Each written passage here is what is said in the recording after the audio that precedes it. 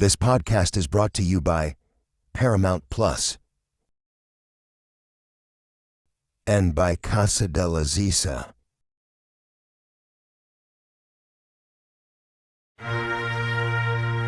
The Final Frontier podcast. These are the voyages of Jake Boger and Justin Spur. Our weekly mission: to explore memories of Star Trek's strange new worlds, to recall the search for new life and new civilizations, to boldly go where no one has had the spare time to go before.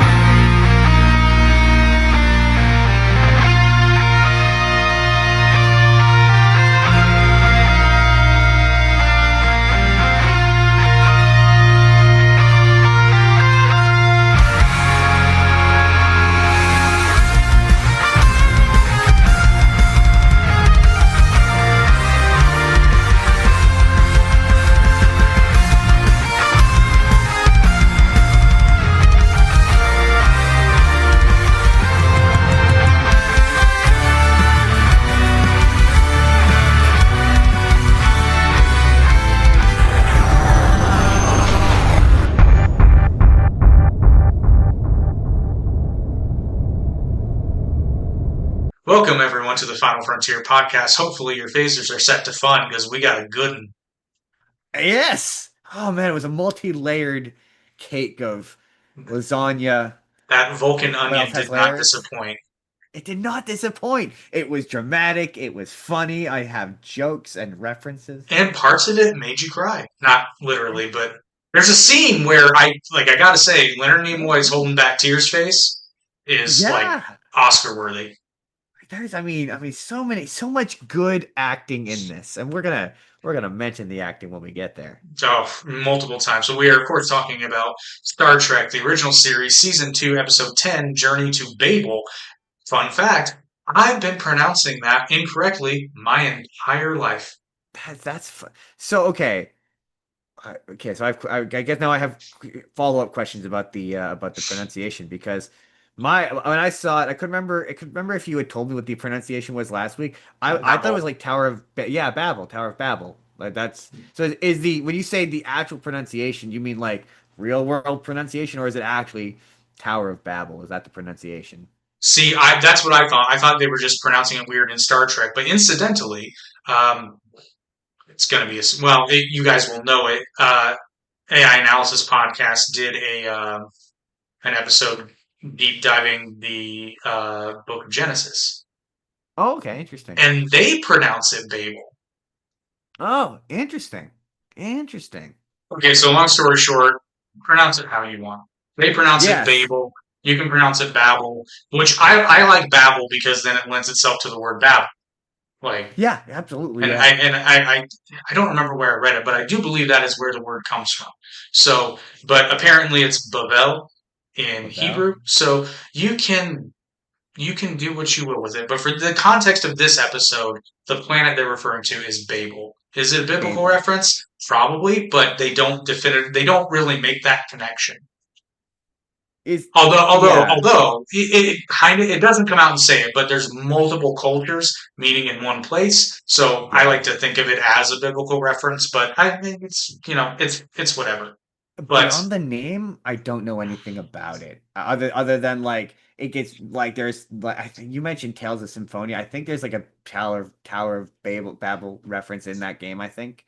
The big tower. Yeah, it is. Come to think of it. I forget what they call it in the game. It's not the Tower of Destiny, but anyway. That game contains a lot of Christian religious allegory. It does, and very well, I might add. But that's sort of my only kind of. I don't know anything about it beyond, so I wouldn't know if this situation is a Tower of Tower of Salvation. It's the Tower of Salvation. But it is a reference to that. I think so, because the whole point of the Tower of Salvation is you go up it to the realm of the angels, and in the Bible, they're building the Tower of Babel, Babel, to reach heaven. Okay. So yeah, it's like an old timey ladder to heaven, is what you're saying. Well, Jacob's ladder is a different. No, it's a different thing. Where were you when they made the ladder to heaven? Where were you when they built the ladder to heaven? Did it make you feel like crying, Or did you think it was kind of gay? South Park. Dang. Well, South Park again. that is a Jacob's Ladder reference. However, Oh, anyway. yeah. So this episode takes place between stardates 3842.3 and 3843.3, and we are back in the year 2268. That is right, we've traveled forward in time again. And the original air date for this episode is November 17th, 1967. So we're moving right along. This one, we've got a treat. It's written by D.C. Fontana and directed by our good friend Joseph Pevney, from both of whom we have come to expect great things, and they deliver. Quality. Yeah. This, you know what? I didn't see that DC Fontana had done this, but now that you say that, this absolutely. It feels like her. It speaks of her. Yeah, it feels like her work. Her work is real. Like this sounds very bad, but this feels like a woman wrote it, and I don't mean that in a bad way. Yeah. Well, I think last week, we said that episode felt like it had been written like by a man. Because I think who wrote that one? That was we always get them mixed up because they use they use pseudonyms. The other main writer of Star Trek, whose name is escaping me at the moment, he wrote that episode, and that very much felt like it was written by a man. This definitely has a more empathetic tone to it, so it definitely feels a bit more. Oh, it's gonna bug me now. Gene L. Kuhn. Thank you, Gene L. Kuhn. Yep. Gene definitely felt like he's probably like a man in his 40s who wrote that episode in the 1960s. Yeah, which it's an episode I don't hate, but you feel the difference. Yeah, you can very much feel the difference. And this episode's really introspective in and of itself, and again, not in a bad way. It's a great episode. But some fun notes before we get into the Paramount Plus description brought to you by Paramount Plus. This is the first appearance.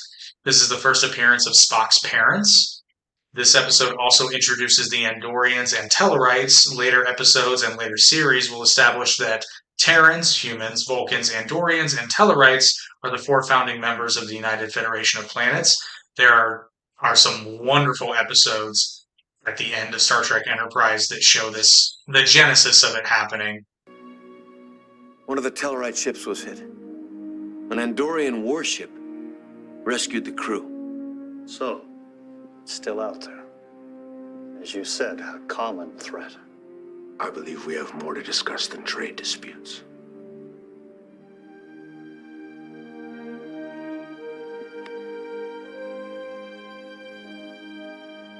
Why wait until we get to Babel?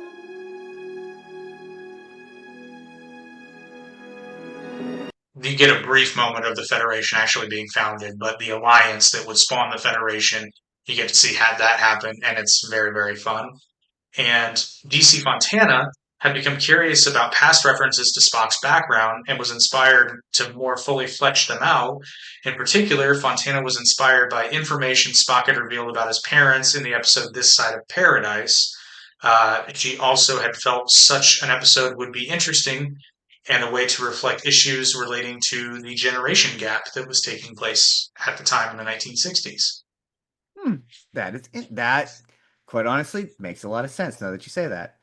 Yeah, I caught that vibe. I didn't really connect it to like what was going on at the time, but now that I read that, I'm like, yeah, that makes sense. But that happens in every generation to a point. I mean, absolutely. I mean, it's happening. It's happening now. Well, yeah, I mean, Gen Z, between millennials and the boomers.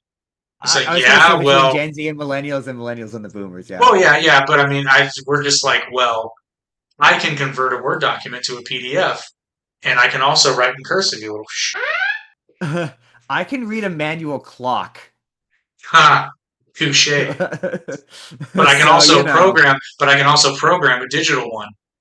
But like I'm gonna come to the boomers' defense. There was one time an employer asked me to fax a machine, and I had no idea how to use a fax machine. She scolded me for it, and I said she should be grateful I even know what a fax machine is.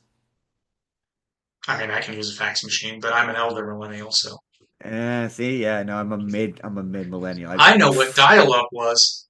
I do know what I had dial-up. I am that old, or that poor. Take your pick. Depending on where you lived, it could be one or the other. Are you all ready for that Paramount Plus description as brought to you by Paramount Plus? I'm waiting with bated breath.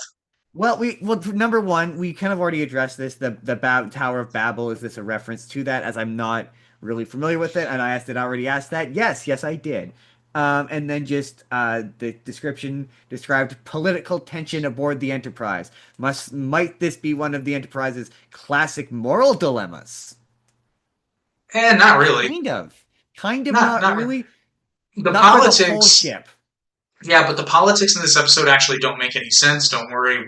I will touch on it. You will not miss it. The politics do Yeah, not make sense in not any really. form, really. But our story begins with the Enterprise transporting Federation ambassadors to a conference on the planet Babel to discuss the admission of Corridon into the Federation. Uh, There's several fun things at the outset.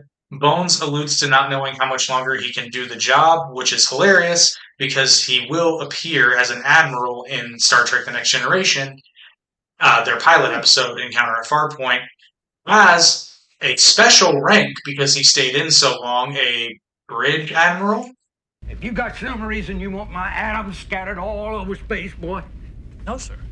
But at your age, sir, I thought you shouldn't have to put up with the time and trouble of a shuttlecraft. Hold it right there, boy. Sir? What about my age? Sorry, sir. If that subject troubles you. Troubles me. What's so damn troublesome about not having died? How old do you think I am anyway? 137 years, Admiral, according to Starfleet records. Explain how you remember that so exactly. I remember every fact I'm exposed to, sir. I don't see no points on your ears, boy. But you sound like a Vulcan. No, sir. I'm an android. Almost as bad.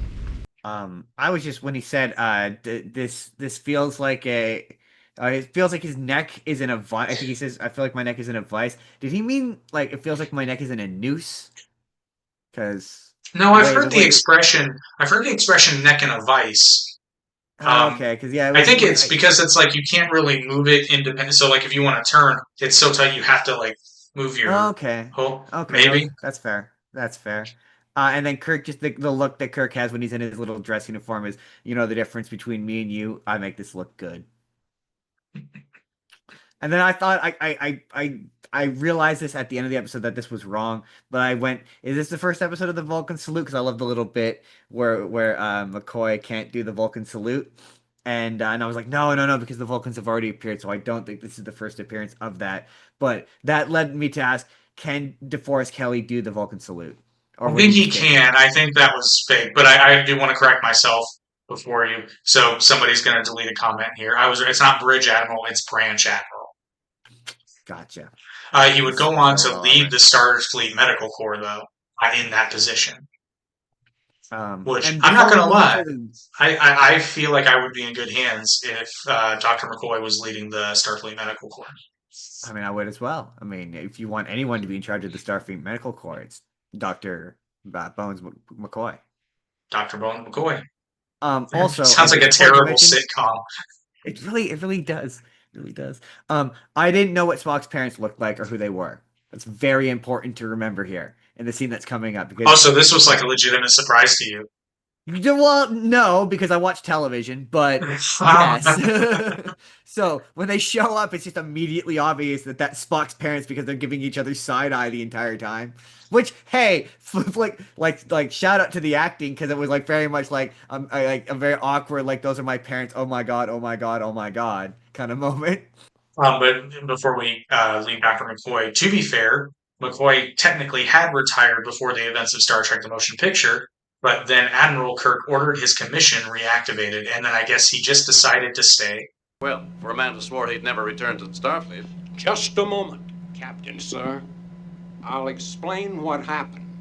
Your revered Admiral Nagura invoked a little-known, seldom-used reserve activation clause. In simpler language, Captain, they drafted me. They didn't. This was your idea. This was your idea, wasn't it? Bones is a thing out there. Why is any object we don't understand always called a thing? Headed this way. I need you. Damn it, Bones. I need you. He was like, you know what? All right. It's actually a really funny moment. It's one of It's one of the few good moments of Star Trek: The Motion Picture because McCoy's like complaining about being drafted. So Justin, another moment, another thing that happens in this moment. I wonder if you have always wondered. Every time we see Kirk in his dress uniform, we see a medal conspicuously Yeah. placed. Have you ever wondered what that is? Well, you mean the thing that's on his hip? No, the medal that's next to all his Oh, I mean, I embroidery. was not, but I am now. It is the Harrogate Order of Heroism medal. Oh, And how you're did he like, receive this medal? well, fun fact, we don't actually know, but we do know what it is. The Harrogate Order of Heroism is a Starfleet insignia awarded to new members of the Harrogate Order. This order recognized, or I think it's an old award, but recognized officers who demonstrated exceptional valor and heroism, and it was named in honor of the successful Starfleet Marines' defense of the planet Carrig against Klingon attackers during the 4 Years' War. It is unknown exactly what Kirk did to get this medal, but the events had to have taken place before court martial, where we see his dress uniform for the first time.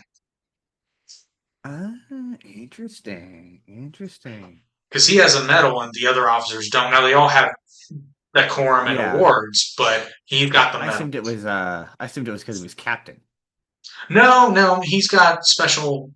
But all those do mean something, and if you really want to deep dive it, you can look it up because someone who has far more patience than I did all the research and broke it down. I'm sure it's on a Wikipedia somewhere. Believe it or not, it's not. It's actually in Memory Beta, which is Really? like if Memory Alpha, which is basically the Star Trek wiki, fan wiki. Yeah. If Memory Alpha is not enough for you, there's Memory Beta where they dig even deeper and more obnoxiously. Of course, like a Star Trek fan does. Yeah, well, fun fact, because it's not on Memory Alpha, you have to go to Memory Beta to find it. Corridon is a prime source of dilithium crystals, but it's underpopulated and unprotected, a situation some would prefer to maintain by keeping Corridon out of the Federation. Sarek, a Vulcan ambassador, boards the ship with his human wife Amanda, at first ignoring Spock's greeting, but then revealing that Spock is in fact his son. I didn't know if that was just dum dum dum. But like in Star Trek, the Star Trek version of it. The Star Trek version. So Cordon wants to join the Federation. It's a much smaller planet that wants to join the Federation, but there's another much larger planet that doesn't want Cordon to join the Federation and will become aggressive were they to join the Federation. That sounds familiar. I don't know why that sounds familiar. That sounds oddly relevant to today for some reason. Very relevant for today. The scene when we meet Spock's parents. Oh, the scene when we meet Spock's parents. Okay. First of all, awesome. Well done. Awesome. Love it. I just said everything that this guy says is oddly ominous, complete with ominous face lighting. That's how you know it's ominous. And then at this point, I was like, that's definitely Spock's parents. Her outfit is ridiculous. It just looks. The note I had was cobbled together. It was cobbled together. Her hood is comedic. I don't know what it is. That hood or whatever, that black thing is comedically large. I don't know if she's peacocking it or what the deal is, but it was too much. It was too much. What was her name? What was it? Lisa? Amanda. It's too much, Amanda. Amanda, dial it back. Dial it back, Amanda. And well, that veil thing comes back though in the Kelvin timeline. Does it? I guess it's technically not a veil; it's a scarf. It's a headscarf of some kind. But yeah, Winona Ryder wears one too. That's so funny. And then Spock's dad seems like kind of a. And you know how you were like, does Spock have a Jewish mom? She very much became a Jewish mom in this episode where she's like, you never call me. You show up once every 4 years. What is this, Spock? And look at you, you're hardly eating your skin and bone. And then later on, I had a note later that his dad was upset he didn't become a Vulcan doctor. What felt like the equivalent to a Vulcan doctor? His parents are Jewish. I mean, you could make the argument that the Vulcans are Jewish. They're a Jewish parallel. I mean, you could make the argument. Sorry, we absolutely nothing against the Jewish community. In fact, I'm friends with a rabbi, so Yeah, that makes this okay. and he would find this very funny, actually. I'm He just probably will. saying, stereotypes are stereotypes for a reason, and Dude, I've heard all the Jewish stereotypes from the Jewish friends and acquaintances I've had over the years. I'm not worried about it. I'm just saying. Just saying. Hey, I I've don't think heard there's anything wrong with him having a Jewish mom. no, nothing at all. It's just, I mean, I'm sorry. The Big Bang Theory can have a running gag about it for 12 seasons. I'm just saying. I'm just saying. But anyway, enough defending ourselves. I'm watching this scene, and I couldn't help but notice the name of his shuttlecraft that Spock's parents came in on. Please tell me it was the Galileo. They're in the Galileo again. They're in the Galileo! Did we learn nothing? That's amazing. Get rid of that shuttle. Although, to be fair, nothing bad happens, at least to the shuttle in this episode. No, they're perfectly fine. They make it onto the ship perfectly fine. You know. Yeah. I said they're perfectly fine. I realized that was a lie. With some style. Well, I mean, objectively speaking. The other thing I noticed is that Sarek is taller than Kirk, and you can tell it bothers him. That's so funny. I mean, my favorite bit is where he's like, offense is a human trait, but clearly being passive aggressive is a trait that we all share. I'll be in my chambers if you need me. Well, the Vulcans are known for their sass. It's sort of like, did you watch? I can't remember. I don't know if I've asked you this question. Have you ever watched Malcolm in the Middle? I've seen episodes here and there, but not. There's a really great episode where the two of the families go on a vacation in a houseboat, and the one of the dads is really upset about it, and he's super passive aggressive. That's what this reminded me of. Where he's like, "I'll be in my chambers, my awesome chambers, if you need me." Captain Kirk learns that Sarek is in fact Spock's father, now estranged because he had disapproved of his son's decision to join Starfleet rather than attend the Vulcan Science Academy. Okay. Become a doctor. I'm just saying. Exactly. Okay. Become a doctor.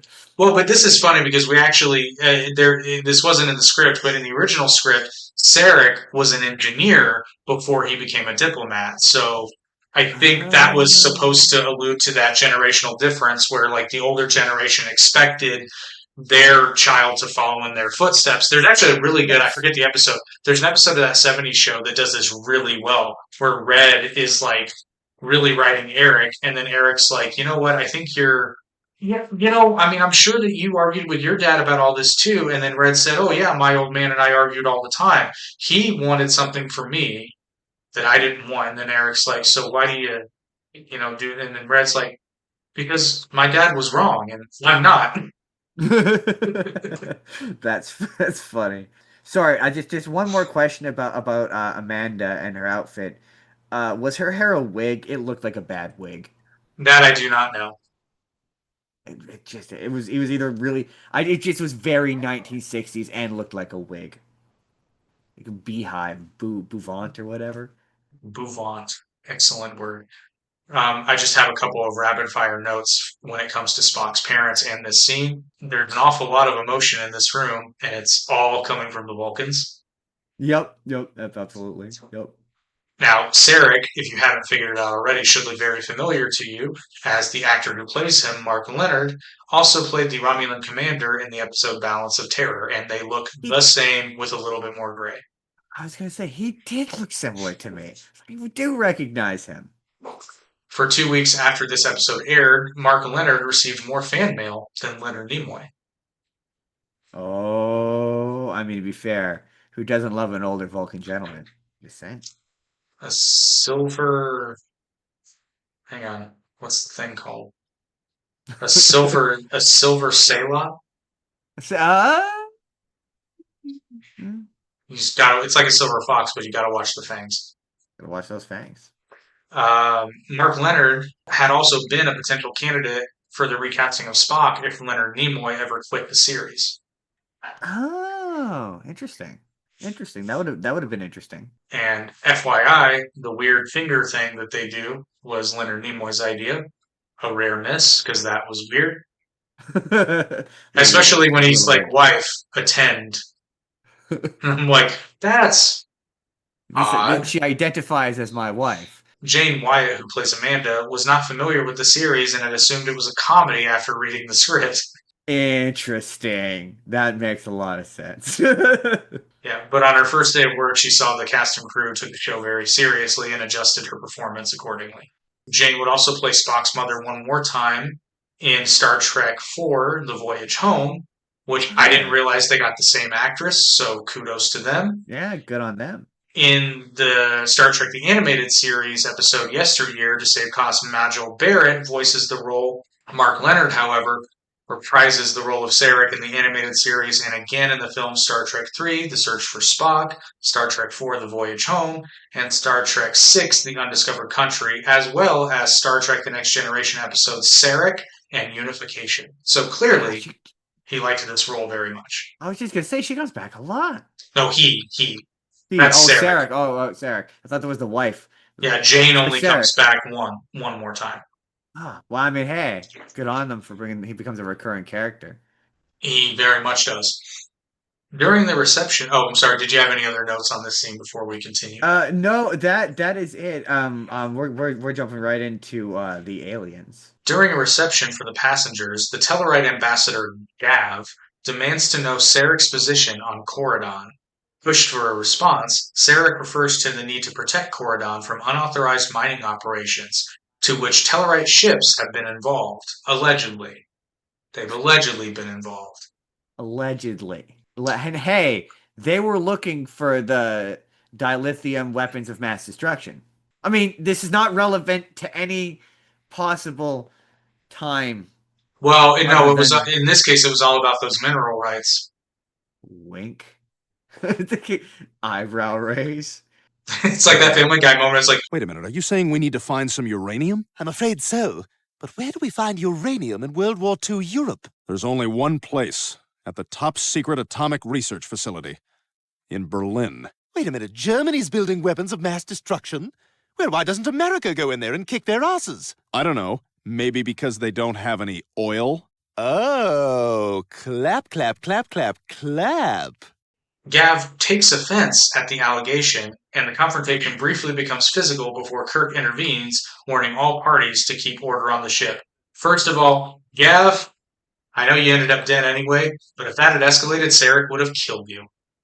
Because Sarek is Vulcan, and Sarek can just karate chop you to death. Sarek blocked his strike, and it threw him against the wall. A purely defensive maneuver threw Gav against the wall.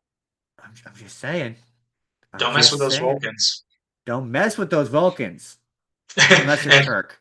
And I'm watching this scene and I'm like, but the Tellarites are in the Federation. They're founding members. Why are they fighting? Because they strongly disagree, because this is apparently Taiwanese parliament.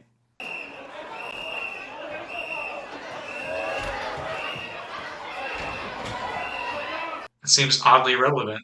For some reason.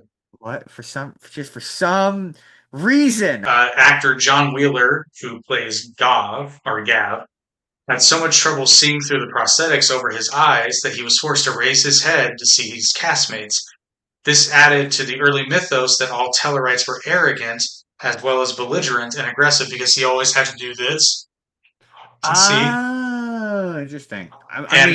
Actually, at one point, if you eagle-eyed viewers out there, at one point you can see a glimpse of the real actor's eye inside the eye. Looks like that. That's great. I love this whole scene, top to bottom. Love this scene. This was the most. Is this the most non-human looking alien creatures we've ever seen in one episode? Probably, yeah. Actually, I think this takes the record for it.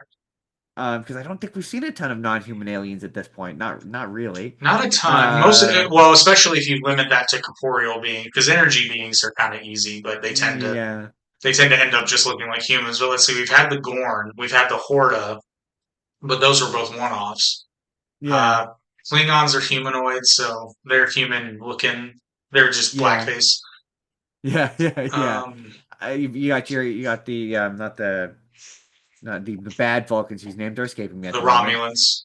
Romulans who are but there's humans with pointy ears. Yeah, no, I think the Andorians and the Tellarites both are some of the more non-human ones.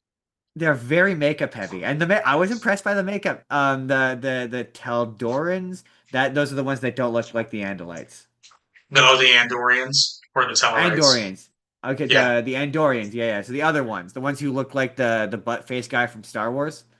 You know, the ones who's like, I don't like you. That he doesn't like you. That guy. Yeah, those are the Tellarites. Yeah. I love makeup, the prosthetics. It all looked great. And yeah, definitely not being able to see always adds a little something to that character.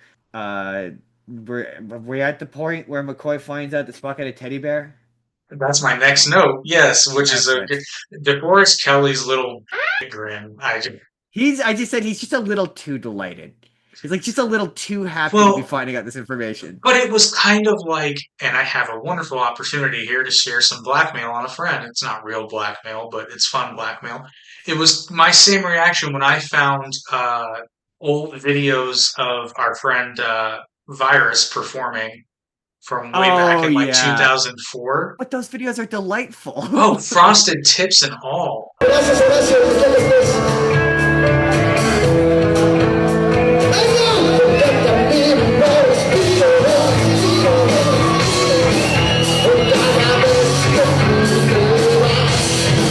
Oh my god! You know what? I always say nobody can pull off frosted tips, but he might be the one person who can. He actually, I'm gonna give credit where credit's due. I'm like, it's not like you looked bad, dude. No. Most people can't pull off frosted tips, but you know what? Virus, I like you enough. I will say you can pull off frosted tips. So the Salat, or the fat teddy bear to which Spock's mother was referring, is shown in the animated series episode Yesteryear. The pet is named Ichaya, has 6-inch fangs and weighs several hundred pounds. Both of these episodes are written by DC Fontana, and both mention several similar plot points like the Orions, although it is true that the animated series was considered non-canon, that changed after Gene Roddenberry's death. So it became canon. So in the animated series, do we see this thing? We do. Oh, okay, interesting. But given Spock's Jewish origin, I'm gonna go out on a limb here and say that it's Ichaya. Yeah, that would make more sense. They all kind of have all the Vulcan names all kind of have that kind of Hebrew sounding. They do kind of like yeah.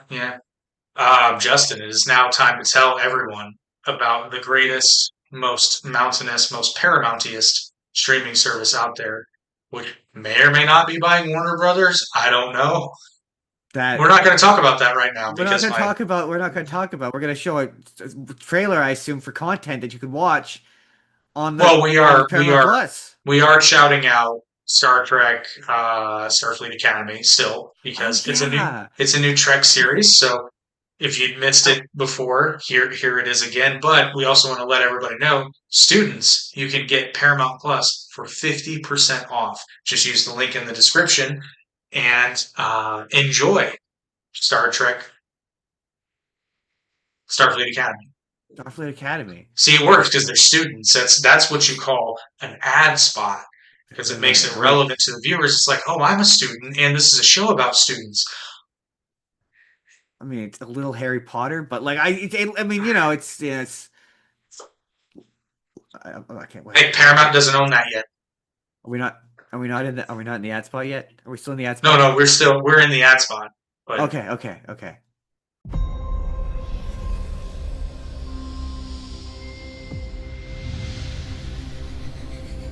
And so, we begin. I'm Captain Nala Ake, Chancellor of Starfleet Academy. We're all the first Academy class to return to our campus in San Francisco after more than 120 years. Some of you are here for your families, some for yourselves. Together, you are the best and the brightest from across the galaxy. A tapestry that is Starfleet. You will learn the skills that shaped our greatest officers. Honor, service! Like them, we'll ask you to give more of yourselves than you knew you had. to dream without limitations. Whatever challenges came before today led you to this moment. You here now. You weave together the future. So go out and seek, explore, boldly go where no one has gone before. It is my great honor to welcome you all to Starfleet Academy.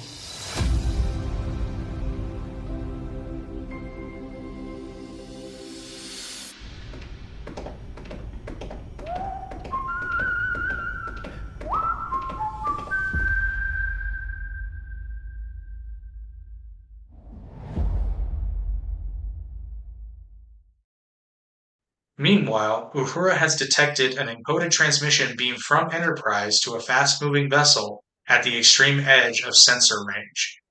So at one point, when they're trying to figure out what this thing is, somebody says it's achieving warp 10, like that's its speed, and this is a big deal based on their faces. Yes, and it's a big deal. Yeah, that made me ask, well, how fast is warp 10? Which, that's kind of a tricky question to answer because as we went over in a previous episode, warp speed is not actually going fast, it's bending space-time. Yeah. But in terms of distance, warp 10, like I said, it's complicated, but essentially at that speed, a ship would travel 2.738 light years in 24 hours, which doesn't sound like a lot, but that's a lot. That's real fast. It's real fast. For those of you who don't know, a light year is a unit of distance, but it is the distance that light will travel in a year. Mm-hmm. That makes sense. And it's very fast. To give you an idea, light from the sun reaches Earth in 8 light minutes. So okay, that's very fast. That's very fast. That's extremely fast. Yeah, but that gives you an idea of the scale because it takes light, which obviously travels at the speed of light. So fun fact, though, if the sun were to just turn off, you wouldn't know it for 8 minutes. Interesting. And there are stars. There are stars. This is real fun. I learned this in the Cosmos. Thanks, Neil Tyson. There are stars in the night sky that you can see that actually... I don't know why I'm lapsing into Neil Tyson right now. He needs like a clip of him being like, "You're welcome." There are stars in the night sky that you can see that don't actually exist. They're ghosts. Now I'm off to ruin another movie. No, for those of you who haven't watched Cosmos: A Space-Time Odyssey, I actually hear it's good. It's so... just to put this into perspective, this was a science show that was on primetime television on Fox at the time. Made by Seth MacFarlane for some reason. He had a lot of money, and he asked what he could do to help. And Neil Tyson said, "Here, throw money at this." And it's genuinely good. It's very good. And Fox was like, "Family Guy makes money. You can make whatever you want." Well, and I think some of that became the genesis of the Orville. Which, thank you. Which was also on Fox originally. Yes, it was. Yes, it was. Shortly afterward, Ambassador Gav is found murdered, his neck broken by what Spock describes as an ancient Vulcan method of execution called Talchaya, casting suspicion on Sarek. So the whole moment when they're kind of like, they're kind of accusing him, but they're kind of just like, "Hey, we don't think it's you, but it kind of seems like it is you." The whole time I'm like, could he and did he are two very different things. It sure seems like you have the motive, means, and you don't have an alibi. You'd be like, "Yeah, you're right. It sure does seem like I had the motive, means, and have no alibi." Because that's weird. Because he didn't do it. Yeah. We didn't... Jake, we skipped... I feel like we skipped right over. How could we not mention how shirtless Kirk is there for the ladies? Oh, right. Well, we haven't gotten there yet. Oh, we've not gotten to shirtless Kirk? He hasn't gotten... No, he's there. He's in his chambers earlier before that moment where he's just chilling in his chambers shirtless. Oh, that's right. Yeah, when he's... Okay, well, here... We'll put it... I feel like... I was gonna say, I feel like Editor Jake's got to lay in appropriately sexy music for the. I was gonna say on screen.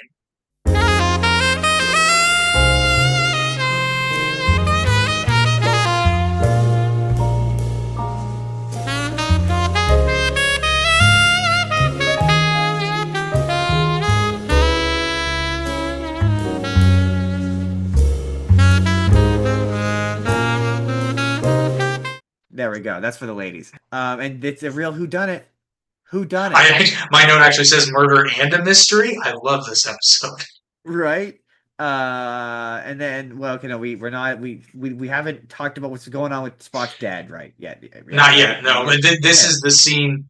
This is the scene basically where it happens. But well, actually, we're getting there. Like we're right there. But before we get there, we gotta go here because here comes before there. Unless you're there, then there is here, and here is there. And you're there, but I'm here. You could be here, and I could be there. But then I would have to go there. It makes sense from here. I mean, right? That makes sense. I understood. I understood all that. That was very. This is why Who's on First is hilarious. But anyway, when Gav is found dead, and Dr. McCoy says that his neck was broken by an expert. Spock chimes in that Vulcans have that ability, and the method is called Tal Shiar. By pure happenstance, the dreaded secret police of the Romulans is known as the Tal Shiar, which is actually far from happenstance because when they were named, the writers established the Tal Shiar in the Next Generation deliberately to refer to this killing method in this episode, further establishing the direct connection between ancient Vulcans and Romulans. They're like, it's more of a Romulan thing.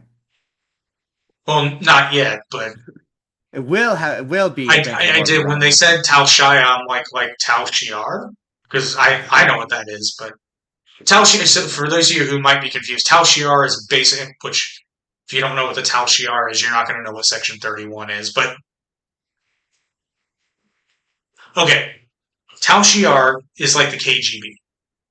Gotcha. Okay, that makes sense. And Section 31 is like the CIA. Gotcha. That makes sense. Got it. Real world parallels. Yeah, totally makes sense. Instantly got it. During questioning, Sarek suffers a cardiovascular event and is rushed to the sickbay, where Dr. McCoy determines that he requires immediate surgery. Because there is a shortage of his rare T-negative blood type, Spock volunteers to donate some of his own blood for the operation. However, in order to facilitate Sarek's blood needs, Spock will need to use an experimental stimulant for increased blood production, putting him at risk as well. So, Justin, I know you're going to ask, is Benjacidrine a real thing? Okay, now, you know what's funny? It's really funny. I automatically assume it was a made-up Star Trek. It is a made-up Star Trek thing this time. Mostly just because they were using it on a made-up Star Trek race, so I'm like, well, ergo, it can't be a real drug this time because it's not being used on a human. But also, while they're talking about this whole thing, I said one would think they could just replicate blood because replicators can replicate organic matter, food. Wow. I was just shocked to find out that they had just nailed open heart surgery in the Star Trek future.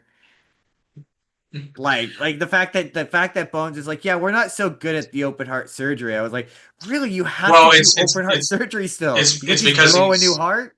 It's because he's a Vulcan. But yeah, I mean, fair enough. Yeah, it's like you would think that. Well, and not only that, I don't think laparoscopic surgery was a thing yet. But surely, as someone who has had laparoscopic heart surgery, it's much preferable to getting your chest cut open. I imagine so. Yeah, I imagine so. It's far less painful. I imagine so. Plans for the procedure come to a halt when Telev, a member of the Andorian delegation, stabs Captain Kirk. But the Andorians are part of the Federation. They're founding members. Why are they fighting? Well, I mean, we find out why we find out why this guy's doing a stabbing at the end.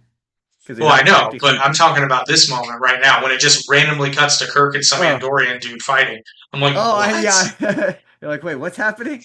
I just thought it was he. Okay, I've got so many notes about this scene. Number one, he brought a knife to a Kirk fight move. As a fellow fan of Futurama, I gotta throw in a Futurama reference, which is I gotta practice my stabbing. Now stand back, I gotta practice my stabbing. And then just solid shoulder flips all day from Kirk. He's just flipping the guy over his shoulder. Great. Well, Every single one great. And then let's not forget the drop kick to the wall so that he could throw his butt at him. And then I love the moment at the end after the fight ends where he calls, I don't remember which guy he calls, but where he's just like, it would appear I've been lightly stabbed. What does lightly stabbed mean? And then there's just a note here that's just blue Shrek people, not blue Avatar people. It's blue because of the antennae. They are ornery. A little ornery.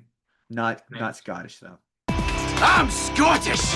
I like the part where Kirk isolates the arm. He knew isolate the arm. I just can't get over again. Like we've already established, Shatner has a great drop kick. Kirk has a wonderful drop kick. Why not kick the guy though? Instead, he kicks the wall and then uses that to push his butt at the guy. And the guy's holding a knife when this happens. I know. This seems... You're doing not a very exceptionally great job of disarming this guy. This could have gone very wrong. To quote Deadpool... Right up Main Street. I'm just saying. Once we get to sickbay, though, if you look in the background, the Tantalus field controls from Mirror Mirror can be seen behind McCoy while Amanda is inquiring about Sarek's condition. Why? Funny. I don't know. But it's there.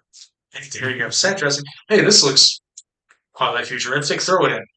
Just throw it in the background. No one will notice. Kirk subdues Telev, but is seriously wounded and taken to sickbay, while Telev is imprisoned in the brig. In accordance with regulations, and despite Amanda's emotional plea, Spock refuses to serve as the blood donor and turn command of Enterprise over to another officer, as the situation is too critical and command regulations are silent on the matter of personal privilege. So I'm torn here because, on the one hand, you can relinquish command for medical or mental health reasons, but at the same time, I get it because they don't know what's going on. So I can understand. However, Mr. Scott has proven himself time and again. I was just gonna say that. I mean, he's proven to be, and it's not like Kirk is not. It's not like Kirk is not awake here. And Scotty's got this. And actually, I would think, as we've established, the Enterprise can withstand 270 some odd photon torpedo blasts. I think that saving a Federation diplomat's life actually would maybe take priority here. The turn was confusing because I felt I missed a moment because at one point Spock's like, I'm gonna take the experimental drug so I can do the heart surgery, and his mom's like, no, I forbid it, you must not do the experimental heart surgery. And then in the next scene he's like, I'm gonna be a real prick and not save my dad by doing this surgery. And his mom's like, but no, you need to do the surgery. And I'm like, wait, when did that switch happen? That seemed to have just happened very quickly. Well, maybe she maybe she got on WebMD and was like, oh, you know what? The survivability rate's pretty solid. I've seen the data. It looks good. No, see, if it was WebMD, she'd be like, oh no, he has cancer. Or worms. Or worms. It's always cancer or worms. That's what every time. But we know one thing. It's never lupus. 9 out of 10 doctors recommend not using WebMD unless you want to convince yourself you have cancer. And that other doctor isn't a Starfleet doctor. He's not a Starfleet doctor. He wanted to be, but he just couldn't hack it through medical school. But this also gives us this conflict also gives us this really great scene between Amanda and Spock, and Nimoy is doing great work in this because he barely talks, but the camera's on his face. And Amanda is pleading with his human side, and Nimoy just lets just enough through to where you can tell it's affecting him, but he's pulling it back. It's really good. This is so good. My one question about this scene though is, well, first it goes solid slap, but that did not look like Leonard Nimoy getting slapped, and it was interesting that we only ever see the back of his head. It looked like an Asian stunt double, but I wasn't sure if he actually did get slapped. Because I'm like, if Leonard Nimoy got slapped, respect, but it really looked like an Asian stunt double. Another thing is, can't Kirk just order him to go to sickbay, or does that not work since Spock is technically in command at this moment? I guess because Kirk has to technically. I have a lot of questions about. We're gonna get there. I have questions about the inevitable events. I guess technically later Kirk does order him to sick bay, but he has to lie about it. But we'll get there. We'll get that. We're gonna get there.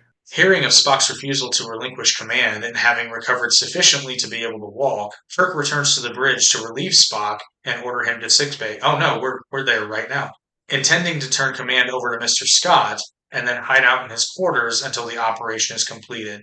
There's a passing moment though, and it's funny because they don't say it as though it's a good or bad thing, but Sarek's heart rate when he is in the operation is 324 beats per minute. Wow. Yeah. That's high. That's yeah, like I think the average healthy adult's resting heart rate is anywhere between like 60 or actually 90 is not very healthy. It's like 60 to 70 beats per minute. Something like that, yeah. Yeah. As someone who has experience in the mid 200s of heart rate, but don't they have do they have multiple hearts? Did Bones say they have multiple hearts? Maybe, but that's still well. I guess that would be considered high. I don't remember, but anyway. Did they say like or something to the effect of like their ventricles are like double the size or something? I think that's there's something particular about their hearts that makes them different. Right. But the main point being, as someone who's experienced a heart rate in the mid to high 200s, I don't think a human being would stay conscious at 324 beats per minute. I feel like probably you're right. Not being a doctor, I'm not had heart problems, so I'm gonna err with what you say on this one. Well, see, because here's the thing, I know what the difference is between 60 and 100, because 100 is a slightly brisk workout. Yeah. Like you're not doing nothing, but you're not going, well, no, actually 100's up there. But knowing the difference between that and 60, I think my resting heart rate's about 66. So being at like 110, 120, I know the difference with that. And then knowing what it feels like to be at like 240. If your heart even could, I don't even know if the heart can beat that fast, but if it could, it would not be a good day. It would not be a good day. But for Vulcans, I don't know what the baseline is, but also true. At one point during the surgery, Spock tries to get up to tell the captain something, and then they have to sedate him. But my whole thing is, I'm like, couldn't he have just sent a message from sickbay? Yeah. Well, okay. Okay. Number one. Because he's conscious. He's conscious at first, and then he could have just been like, hey, somebody needs to tell the captain, da da da da da. Boy, sure would be nice if we had these handheld communication devices that we. Oh, wait. Should be nice if we could page each other across the ship. Number one,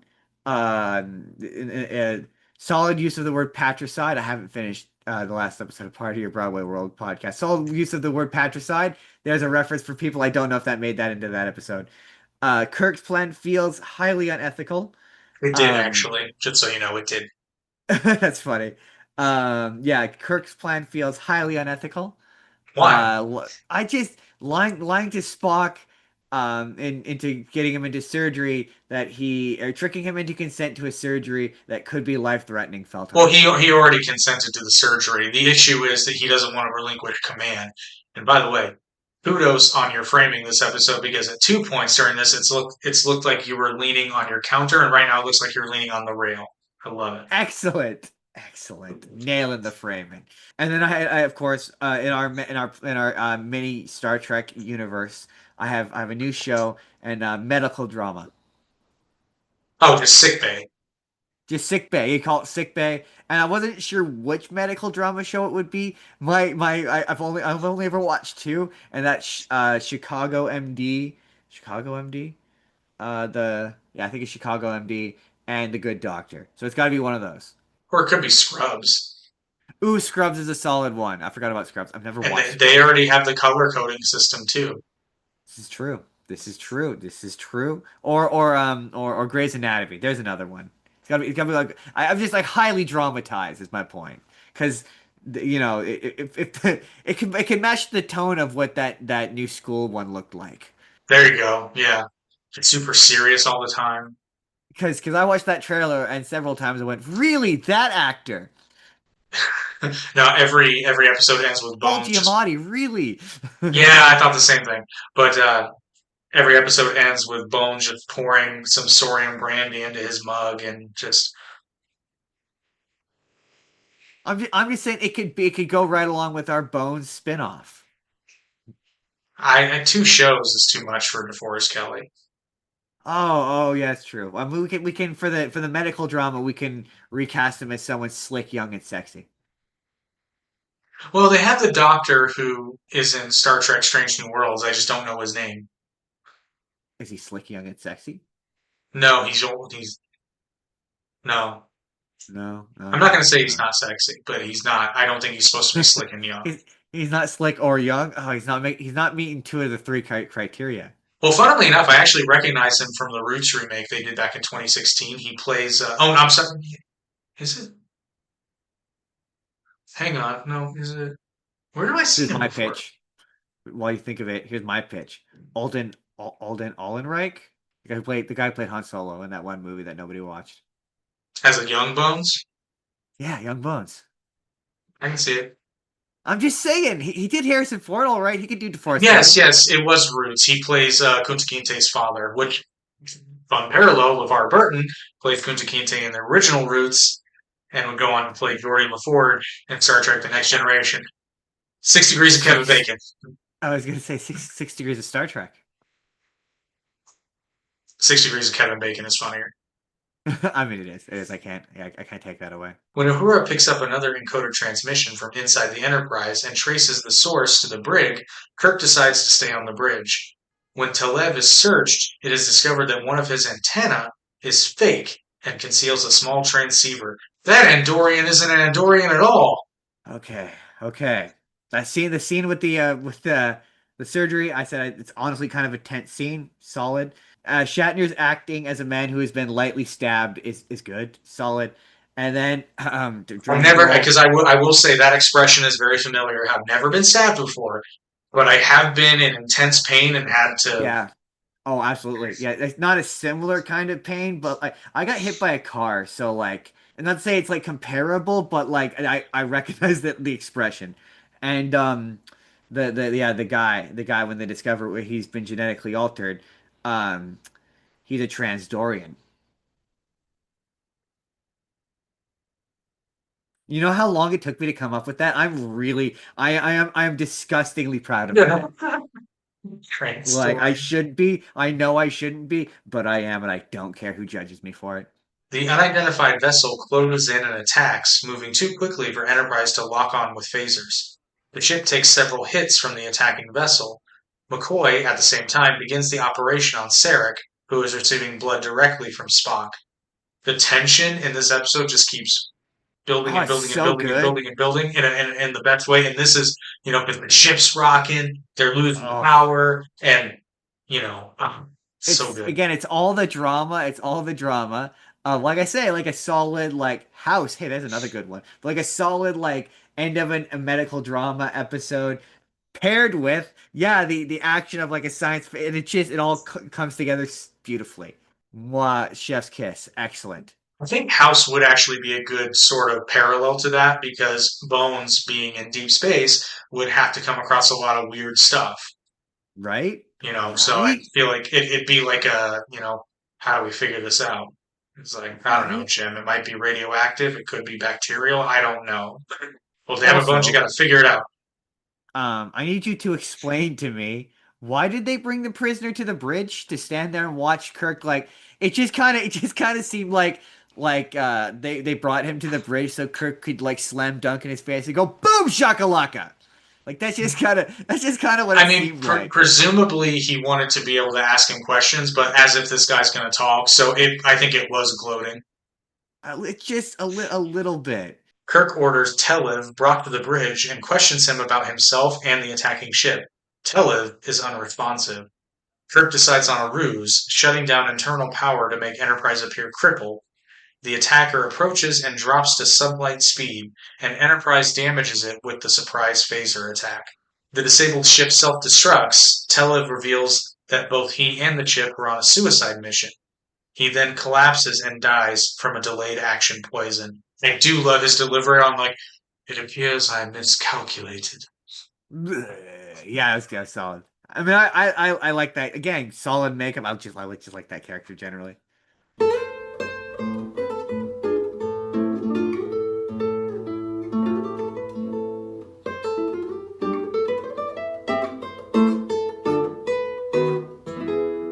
Kirk returns to sickbay for further care and finds Spock and Sarek both alert. The surgery, an apparent success. As Kirk is leaving the bridge, first of all, still love it because he's acting very well here. Yeah. Which is presumably why he gives the con to Chekhov, who even he looks surprised. There's several reasons why this is. I've been lightly stabbed. I need to not be here right now. However, this is still wrong. Even assuming that Kirk just wants to give it to the senior officer on the bridge because he doesn't want to have to wait for Scotty, Chekhov is not the senior officer on the bridge. Chekhov is an ensign. No, Uhura, right? It would be Uhura. But Uhura, as we know, has a vagine. The studios at the time frowned upon. However, we would see she doesn't start out as a captain, but she becomes a captain. Sonequa Martin Green plays her, who I knew from The Walking Dead, and I was very happy for her when she left that show because I hated to see her character leave, but I knew that she was leaving that show to go into a Star Trek series. And I only known that Star Trek series would become Star Trek Discovery, but we do eventually get a black female captain in a Star Trek series. So, I mean, I'll take it. If a forest falls in the woods, does anyone hear it clapping? That made sense. No, I'm kidding. Isn't that show bad though? That's what I'm told. I don't know. I heard that show is bad though, but I've never seen it, so I can't speak to it. I'm going based upon what other people have said, but I'm taking that with a grain of salt because people said bad things about Enterprise, and I loved Enterprise. Fair enough. I hear there's cursing in it, and automatically that is off-putting to me. I don't like cursing. I would feel the same way about cursing in Star Wars. It's off-putting. Double dumbass on you! Or at least our cursing. You can have other cursing. Like Klingon cursing is fun. Yeah, like I think in Picard they say F words, and that just makes me uncomfortable. I did hear that Picard drops some F bombs, and I kind of. Because then I'm like, in the original Star Trek: The Next Generation, why did Picard not say more F bombs? Like retroactively, it makes me go, did the man not know how to curse? Come on. Maybe he's senile now and just doesn't.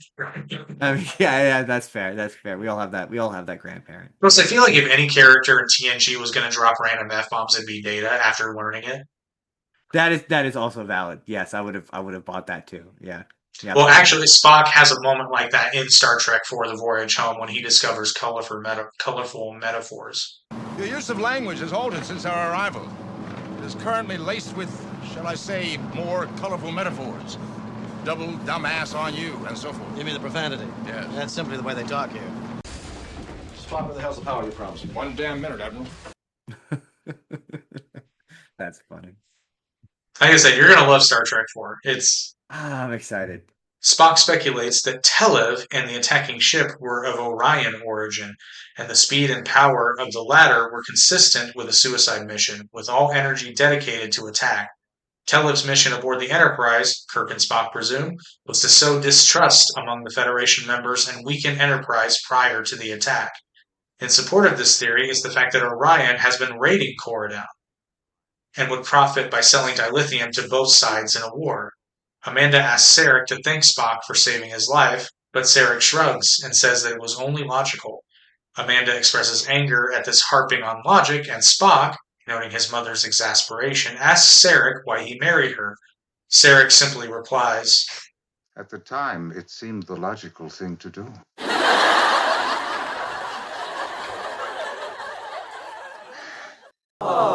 McCoy then firmly orders Kirk and Spock to remain quietly in bed, finally getting the last word. McCoy is enjoying this way too much, and this is another episode that ends perfectly on a Star Trek sitcom moment. Okay. So many notes. Okay. A neutral party supplying both sides of the conflict? Seriously, so familiar. I don't know why. I don't know why. It seems so familiar. I love Kirk's little eye roll at the end at the little Spock family drama. I thought that was funny. There's another perfect Doctor Who reference. There's a bit in one of the 12th Doctor's run where he just tells everyone to and I quote, shut up, shuttity up, shut up, shut up. Shut up, just shut up, shut up, shut up, shuttity up. He's just like, "Shut up, everyone, shut up." And then another banger from the Spock family. Meet the Spockers. Yeah, I think we got to go meet the parents because once again, I forget what other episode we did something similar for, where it was like I liked the other name better, but it was more neat.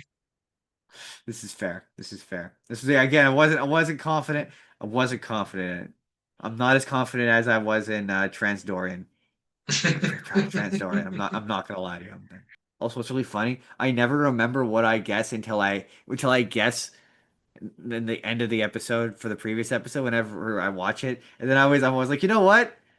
Whenever you're like, you're not far off, and then I go back and I watch the episode. I'm like, you know what? I wasn't far off. This episode is listed as one of the 10 essential episodes of the original series in the 2008 reference book Star Trek 101 by Paula M. Block and Terry J. Erdman or Erdman. I agree. Erdman.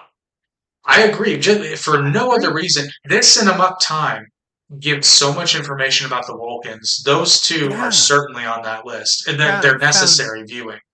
Foundational to Spock as a character as well. Very important.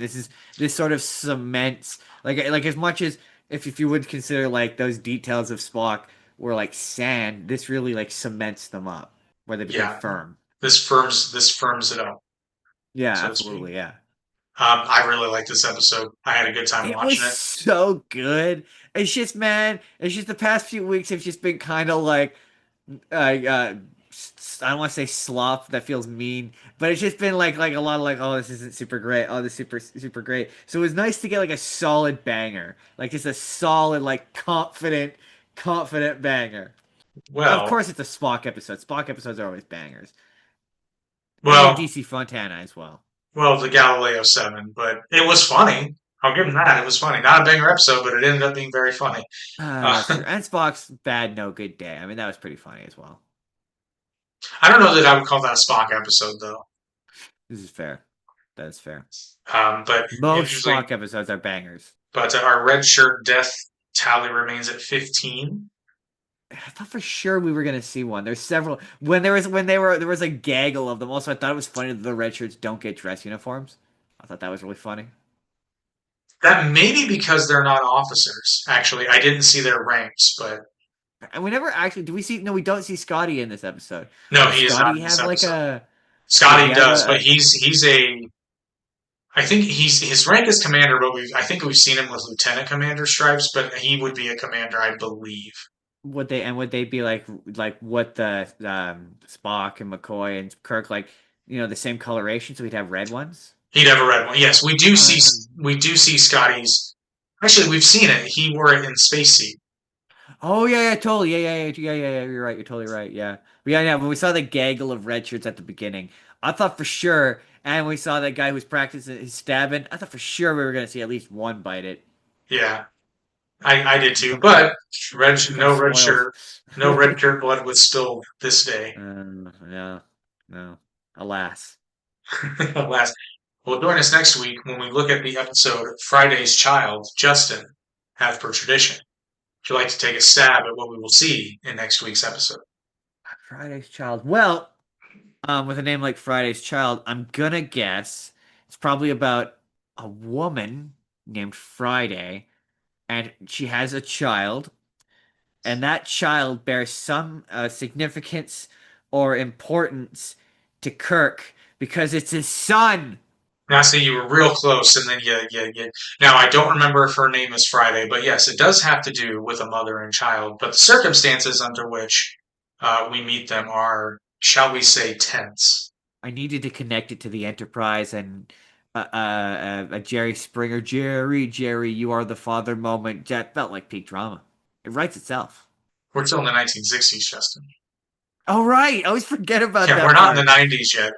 Single parents aren't a thing. We're not to Deep Space Nine yet with a single dad. Right.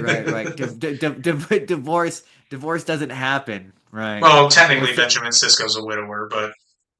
Same difference. They were very much like till death do us part. Back in the 60s. Whether you like it or not. But anyway, join us next week when we look at Friday's Child And as always, thank you for watching. Please like, share, and subscribe if you haven't already. Check out the past episodes. Subscribe to Paramount Plus so you can watch Star Trek along with us.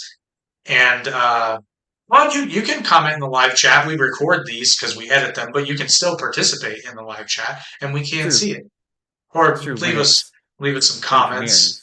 Leave us some comments. But until then, until next week, watch long. And hurts more than the uniform. Watch long and prosper, everybody. Watch long and prosper. Cue the scenes from the next episode.